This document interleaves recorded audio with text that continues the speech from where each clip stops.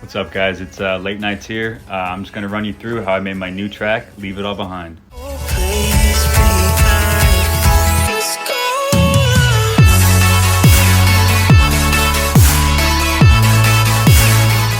So here's the song. I'm using Bitwig Studio, if anybody was wondering. So basically, let's just run through what's happening. So starting off in the beginning, song sounds like this.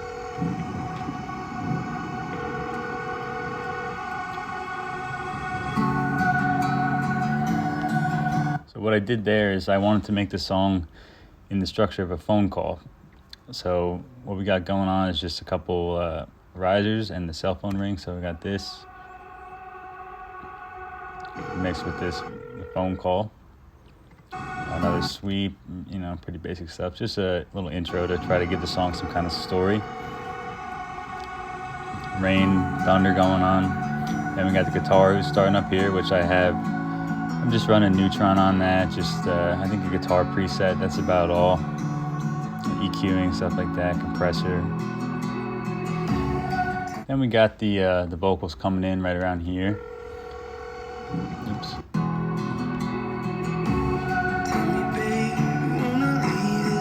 Vocal, there's some stuff on there. I think Nectar, of course, cut the lows and stuff. Then I always run another channel for my reverb. So that's here. This I have being panned back and forth, left and right.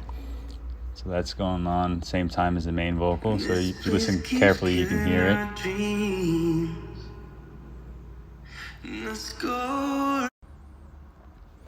And then we also had these awesome lo-fi drums coming in here. So to introduce them, I have a filter on it, so it sounds like this.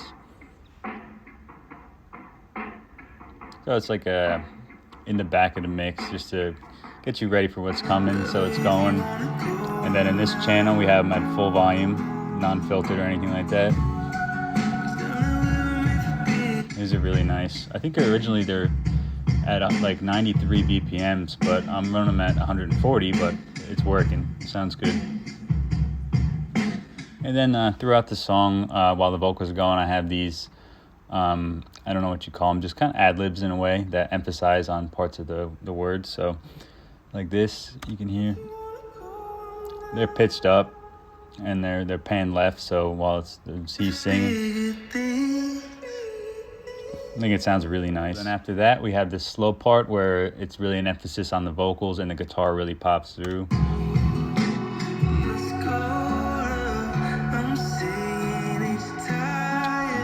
By the way, one of my favorite things in this song is the small effect, but it sounds so good. This is kind of a recurring theme. I just love how it sounds. But the slow guitar's really popping through, and this is when the build comes in.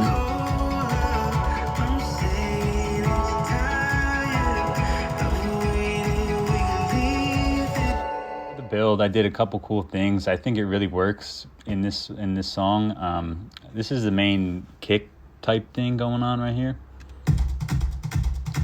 And it's a cool loop. I'm not really sure what it is. It's kind of like, reminds me of a horse galloping or like paper or something like that. So I think I sped it up a lot. I just have some Neutron, so this is always my go-to, like EQ for some reason. I use this all the time because it's got a compressor right there in it. And I also have a little bit of, I made it mono or almost mono because I'm using it as a kick, even though it's more of like a big stereo type drum. I wanted it to be more of a bass line, so we have that going on. Just a little bit of this kind of like rising thing, sweeps. Some cool stuff going on here with the vocal. I mean, I got a bunch of them going on at the same time. So we got this high pitch, this is panned, and then we got the main lead one, of course, right there, and then we got another one going on, another pitched up one. I think this is more dry, just so you kind of hear it more. And then we got a really fast pan back and forth right here for the reverb. And then that brings us to the drop, where I just got a bunch of layered synths pretty much. I'll let you hear how it sounds.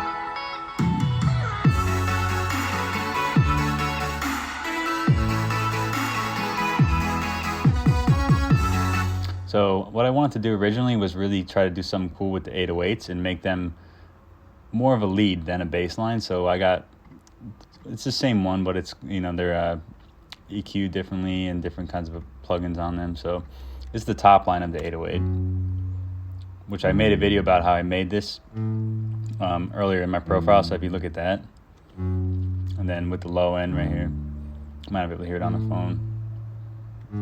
Then we got the synths here, so I'll just solo them one at a time so you can hear what those are. Now, this one sounds like it's pan left pretty hard.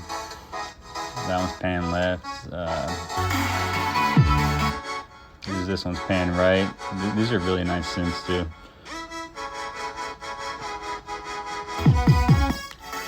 And this one I got in the center. And there's this one is really awesome. It's a plucky style synth thing. It's got some low end to it. If you want to know how I process these synths, there's a lot of stuff on each chain. Some are made really stereo wide, some are really in the mono side. And then we got the kicks and snares, this good old trap kick right here. And then the snare. It's got lots of EQing and stuff on there. Sidechain, your typical stuff. And this is really cool with little effects. Ad-lib type things going on.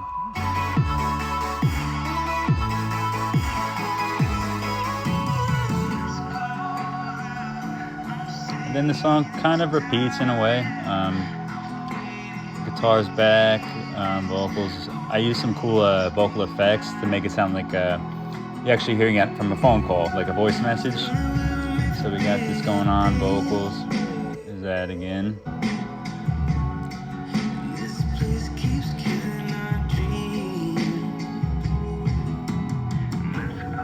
Got some of those drum fills right there.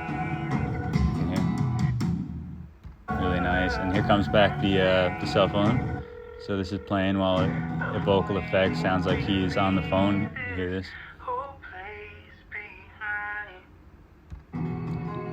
And then we're back to the build. We got I forgot to mention earlier that the synths I'm introducing here, so like low key, stuff like that. We got a bass line coming up too. And we're back to the next drop. About the same. Oh, I forgot to talk about the vocal chops. It's just chopped up sample that I altered, changed like this. I just thought they fit really well. Add that extra melody. Originally, I wasn't even going to go with any vocal chops to begin with, but I decided that it needed that little top line on there.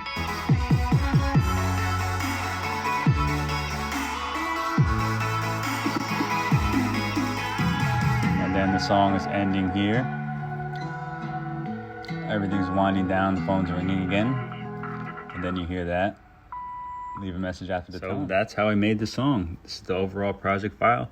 Nothing too crazy, simpler song, but I think it's simple is sometimes best, I didn't really go over the MIDI, how I made the melodies, but I could always make another video, go more in depth. This is just a quick overview of how I did it.